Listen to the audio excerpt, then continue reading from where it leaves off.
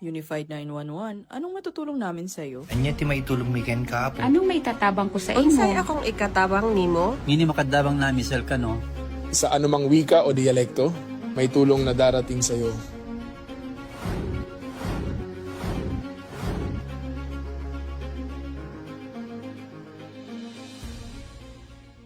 Lilingkod sa bawat Pilipino at magbibigay ng tamang impormasyon para sa tahimik at maayos na Pilipinas. Police News Network, alagad ng batas, tagapagtaguyod ng balitang pulis, sandigan ng mamamayan, patnubay ng katotohanan. Kampo Krame, maghahatid ng pinakahuling kaganapan at nagbabagang balita. Ito ang PNN Police News Network. At ngayon, ang inyong mga tagapagbalita. Magandang araw, bagong Pilipinas. Ako ang inyong alagad ng batas, tagataguyod ng Balitang Pulis, Patrolman Josel Atienza Sacmar, mula sa Regional Community Affairs and Development Division ng NCRPO. Maghahatid sa inyo ng tamang balita, kwento ng pulis at serbisyo para sa mamamayan. Ito ang PNP News Online, ang pangunahing balita ng Police News Network. Alagad ng batas, tagataguyod ng Balitang Pulis.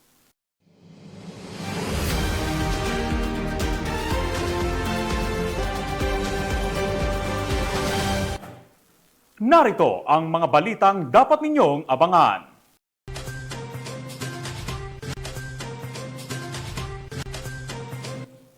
₱400,000 halaga ng shabu nasabat sa buy-bust operation ng mga otoridad sa Mandurriao, Iloilo.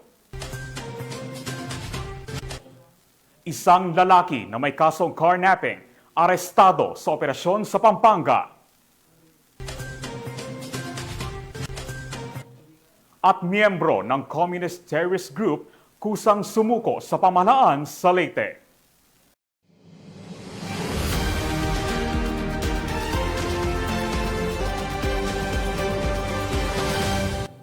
Narito ang mga balitang hatid ng ating PNN correspondents mula sa iba't ibang panig ng bansa.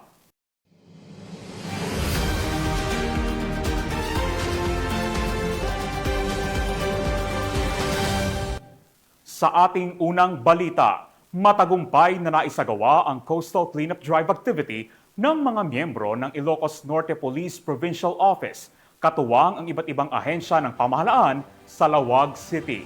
Ang magandang balitang yan ay hatid ni Police Corporal Joanna Marie de los Santos. Sa pangunguna ni Police Colonel Jomar Q. Labiano, Provincial Director ng Ilocos Norte Police Provincial Office, nakisa ang mga tauhan ng Provincial Community Affairs and Development Unit sa isinagawang coastal cleanup activity sa Sitio 4 Torre Gabusur, Lawag City. Ang naturang aktibidad ay inorganisa ng ASESWAO o Save the Earth A to Z, WR1, na nagtipon ng mga volunteer mula sa Northwestern University, Centro Lawag City at mga opisyal ng Barangay Gabusur. Layunin ng naturang gawain na isulong ang pangangalaga ng kalikasan at maitaguyod ang malinis at ligtas na kapaligiran para sa susunod na henerasyon. Ayon kay Police Colonel Labiano, patuloy ang Ilocos Norte PPO sa pagpapaigting ng kanilang community partnership at environmental programs bilang bahagi ng bagong PNP para sa bagong Pilipinas. At sa pamamagitan ng ganitong mga inisyatiba, patuloy na pinatutunayan ng PNP na ang malasakit sa kalikasan ay kaakibat ng kanilang tungkuling maglingkod at magprotekta sa sambayanan. Mula dito sa Ilocos Region, ako ang inyong PNN correspondent, Police Corporal Joanna Marie M. de los Santos, alagad ng batas, tagataguyod ng Balitang Pulis. Maraming salamat, Police Corporal de los Santos. Hindi na nakapalagpa ang isang top 5 provincial most wanted person na may kasong rape sa operasyon ng mga otoridad sa Lasam, Cagayan. Tinutukan niya ni Police Corporal Roldan Guiab. Na-aresto ng mga tauhan ng Lasam Police Station ang tinaguri ang top 5 most wanted person provincial level na may kasong panggagahasa sa isinagawang operasyon sa Barangay New Orleans, Lasam, Cagayan nito lamang ika-26 ng Oktubre ngayong taon. Ayon sa investigasyon, ang naaresto ay kinilalang si alias Elizar, 34 anyos, may asawa, magsasaka at residente ng nasabing barangay. Nahaharap ang suspek sa 4 na bilang ng statutory rape na walang inirekomend ng pensa at 4 na bilang ng rape through sexual assault in relation to RA 7610 na may pensang nagkakahalaga ng 200,000 pesos sa bawat kaso. Sa kasalukuyan, ang suspek ay nasa kustodiya ng Lasam Police Station para sa dokumentasyon at tamang disposisyon. Ang matagumpay na operasyon ay pinangunahan ni Police Major Geoffrey C. Retreta, hepe ng Lasam Police Station sa pakikipagtulungan ng 2nd Cagayan Provincial Mobile Force Company. Binigyan din ni Police Colonel Anguluang, Provincial Director ng Cagayan Police Provincial Office, na ang pagkakaresto kay alias Elizar ay patunay ng masinsinang koordinasyon at dedikasyon ng kapulisan sa pagpapatupad ng batas. Dagdag pa nito, hindi titigil ang kapulisan ng lalawigan ng Cagayan hanggat ang lahat ng mga may kinakaharap na kasong kriminal ay maipapaabot sa kamay ng hustisya. Mula dito sa lalawigan ng Cagayan, ako ang inyong PNN correspondent, Police Corporal Giab, alagad ng batas, tagataguyod ng Balitang Pulis. Maraming salamat, Police Corporal Giab. Sa bisa ng warrant of arrest sa kasong carnapping, arestado ang isang lalaki sa operasyon ng Paniki PNP sa Pampanga. Patrolwoman Janice Bulahaw sa balita. Matagumpay na naaresto ng mga tauhan ng Paniki Municipal Police Station, katuwang ang Magalang Municipal Police Station ang isang suspect sa isinagawang operasyon sa Regional Rehabilitation Center for Youth, Barangay Ayala, Magalang, Pampanga. Kinilala ang naarestong suspect na si alias Niknik, 18 taong gulang binata, walang trabaho at residente ng Barangay Poblacion Norte, Paniki, Tarlac. Inihain sa suspect ang warrant of arrest para sa kasong paglabag sa Republic Act 10883 o the New Anti-Carnapping Law of 2016 na may rekomendang piyansa na 300,000 pesos. Batay sa tala ng pulisya, dati nang naaresto ang suspect noong Hulyo 11, 2025 para rin sa kasong carnapping. Ang suspect ay kasalukuyang nasa kustodiya ng Regional Rehabilitation Center for Youth sa Magalang, Pampanga. Ang matagumpay na operasyon ay patunay ng patuloy na pagsisikap ng Paniki MPS at ng buong Tarlac Police Provincial Office sa ilalim ng pamumuno ni Police Colonel Franklin P. Estoro, Acting Provincial Director, upang matiyak na walang makatatakas sa kamay ng batas at tuluyang masugpo ang kriminalidad sa lalawigan. Mula dito sa Police Regional Office 3, ako ang inyong PNN Correspondent, Patrolwoman Janice Bulahaw, alagad ng batas, tagataguyod ng Balitang Pulis. Maraming salamat, Patrolwoman Bulahaw. Sa patuloy na pagpapalakas ng ugnayan ng kapulisan sa mamamayan, nagsanib puwersa ang revitalized police sa barangay at mga barangay officials upang magsagawa ng bayanihan para sa ikauunlad ng Barangay Hungduan, Ifugao. Ang magandang balitang yan ay ihahatid ni Patrolwoman Jezebel Moyaw. Isang matatag na diwa ng bayanihan at pagkakaisa ng komunidad ang umusbong matapos magsanib puwersa ang revitalized police sa barangay team sa Hungduan, Ifugao noong Oktubre 25 at 28 ng taong kasalukuyan. Ang grupo ay binubuo ng mga dedikadong tauhan mula sa 1501st Maneuver Company RMFB 15 at 1st Ifugao PMFC, katuwang ang mga opisyal ng Barangay Hungduan, mga guro at mga magulang upang isakatuparan ang dalawang mahalagang proyekto na naglalayong mapabuti ang edukasyon at kaligtasan ng komunidad. Magkatuwang na nagsagawa ng clearing operation ang RPSB team at mga miyembro ng komunidad upang alisin ang mga naipong lupang gumuho sa likurang bahagi ng Baang Elementary School na humaharang sa natural na agos ng tubig mula sa sapa at nagdudulot ng madalas na pagbaha sa paaralan. bilang bahagi rin ng kanilang layunin na mapaunlad ang kabuhayan at kapaligiran ng mga kabataan. Sama-sama nilang pinahusay ang Barangay Daycare Center sa pamamagitan ng pag-install ng bagong bubong o extension shade na nagsisilbing karagdagang silungan at nagbibigay ng mas komportabling lugar para sa mga pag-aaral at paglalaro ng mga bata. Ang matagumpay na pagpapaunlad ng mga proyektong ito ay patunay ng pagtutulungan ng pulisya at lokal na opisyal, susi sa pag-unlad ng kabataan sa Hungduan, Ifugao, na isinasabuhay sa temang Bagong PNP para sa Bagong Pilipinas. Serbisyong mabilis, tapat at nararamdaman.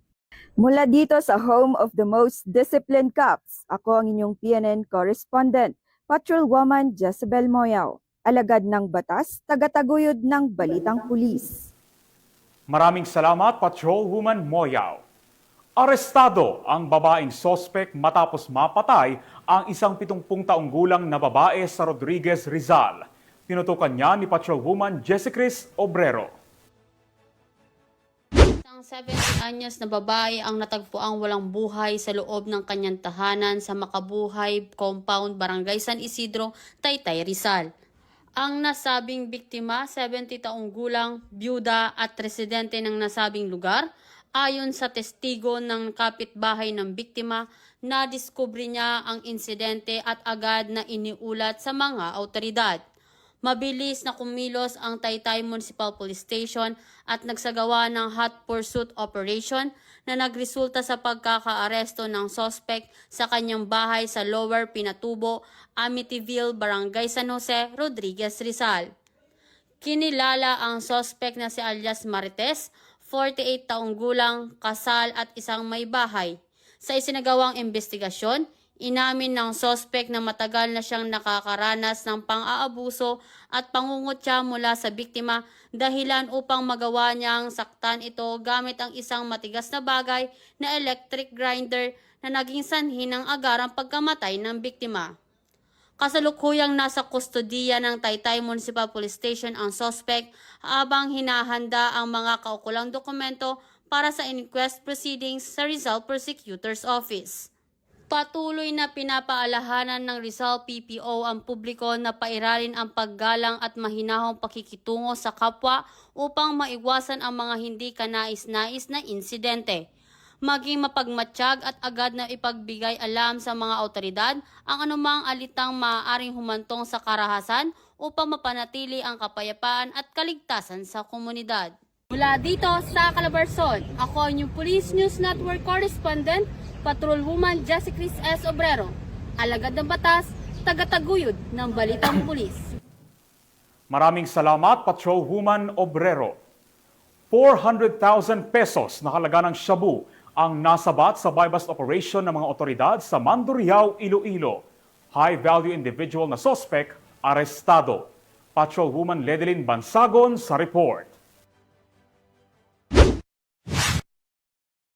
Sa masinsinang kampanya kontra illegal na droga, isang matagumpay na operasyon ang muling na isakatuparan ng mga kapulisan na nagresulta sa pagkakatakip ng isang high-valued individual. Sa Sitio Brookside, Barangay Bulilao, Mandurriao, Iloilo, hapon nito lamang ika-28 ng Oktubre taong kasalukuyan. Ang nasabing operasyon ay pinangunahan ng City Drug Enforcement Unit 6 sa ilalim ng pamumuno ni Police Captain Roque Jimeno III, hepe ng CDEU 6, na nagresulta sa pagkakaaresto kay alias Makmak, 31 taong gulang, dating waiter, residente na naturang lugar at itinuring bilang high-valued individual. Nakuha sa kanyang pag-iingat ang isang sachet ng hinilaang shabu gamit ang 4,000 pesos bilang marked money. Sa masusing paghahalughog, nadiskubre pa sa kanyang pag-iingat ang karagdagang 11 sachet ng umano'y suspected shabu kasama ang isang strip ng aluminum foil at iba pang non-drug items. Sa kabuuan, nakuha ang humigit kumulang 60 gramo at may standard drug price na tinatayang 408,000 pesos. Sa kasalukuyan, nasa kusudian na ng mga kapulisan si alias Makmak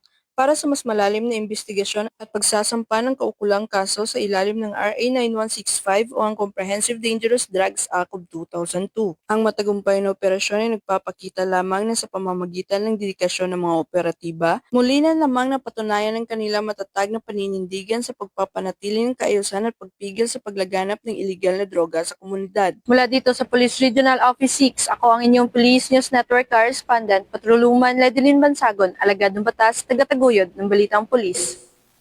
Maraming salamat, Patrolwoman Bansagon. Sa kulungan ang bagsak ngayon ng isang top 1 municipal most wanted person na may kasong frustrated murder ng mga otoridad sa Valencia, Bohol. Magbabalita dyan si Patrolwoman Nikia Cañedo. Swak sa rehas ang lalaking top 1 most wanted person, municipal level, na may kasong frustrated murder matapos itong maaresto ng Valencia PNP sa Porok Sais, Barangay Tausion, Valencia, Bohol noong ika-27 ng Oktubre taong kasalukuyan. Kinilala ni Police Captain Alain Randy Siliba, officer in charge ng Valencia Municipal Police Station, Bohol Police Provincial Office, ang wanted na suspect na si Julius, 55 anyos, na residente ng naturang lugar. Batay sa ulat ng mga otoridad, ang suspect ay naaresto sa bisa ng warrant of arrest para sa kasong frustrated murder na may 200,000 pesos rekomendadong piyansa. Ipinaalam na sa kaukulang korte ang pagkakaaresto ng suspect at ito ay pansamantalang nakakulong sa Valencia Municipal Police Station para sa dokumentasyon at tamang disposisyon. Sa pamamagitan ng determinasyon ng mga kapulisan, mas paiigtingin pa nila ang kanilang pagganap ng tungkulin upang managot ang mga kriminal at masiguro ang kapayapaan at seguridad ng mamamayan tungo sa isang mapayapang bagong Pilipinas. Mula dito sa Bohol Police Provincial Office, ako yung Police News Network Correspondent, Patrolwoman Nikia Cañedo, alagad ng batas, tagataguyod ng Balitang Pulis. Maraming salamat, Patrolwoman Cañedo. Miyembro ng Communist Terrorist Group ang nagbalik loob sa pamahalaan sa Leyte. Baril at bala isinuko din. Patrolwoman Kimberly Flores, ibalita mo.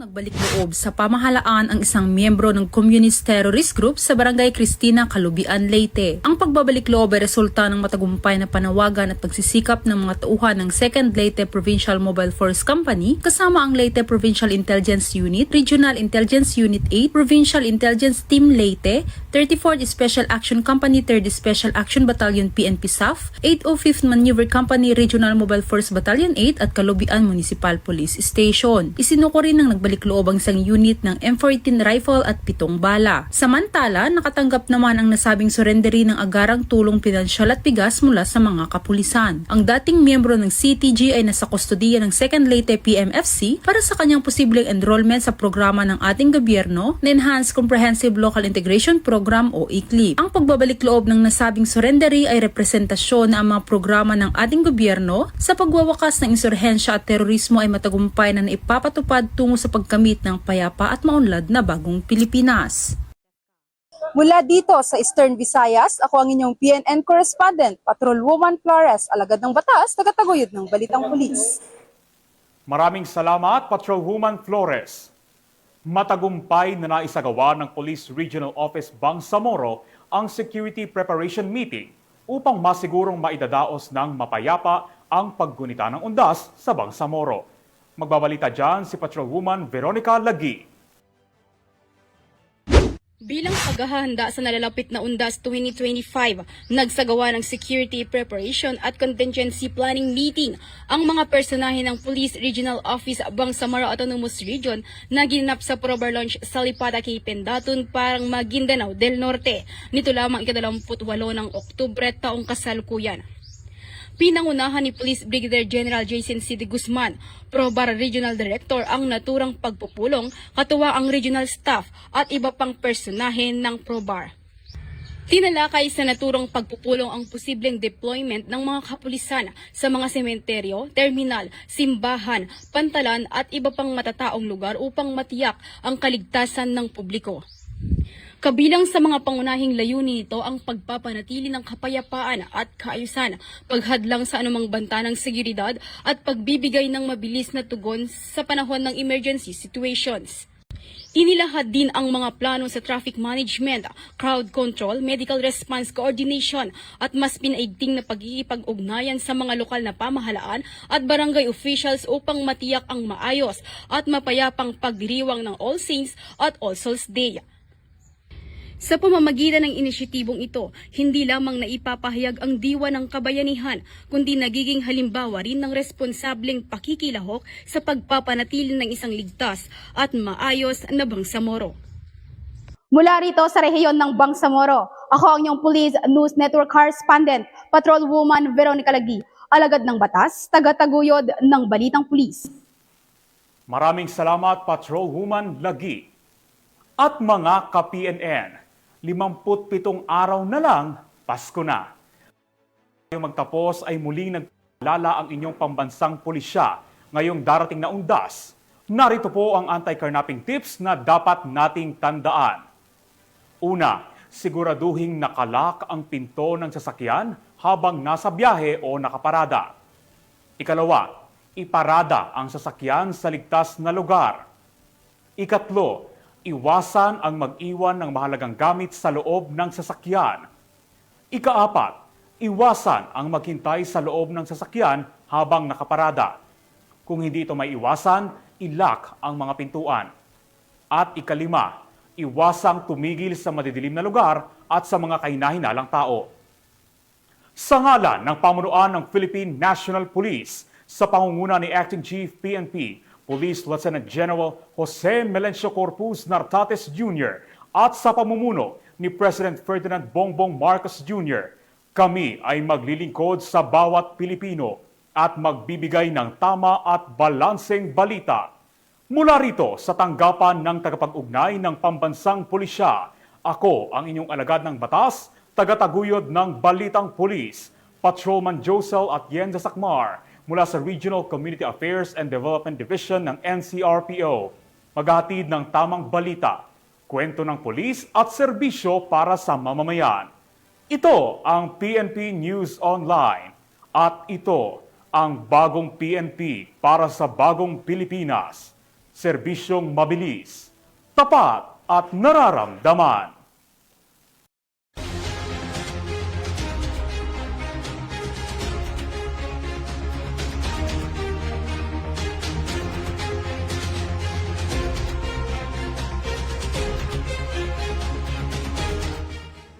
Police News Network, alagad ng batas, tagapagtaguyod ng Balitang Pulis.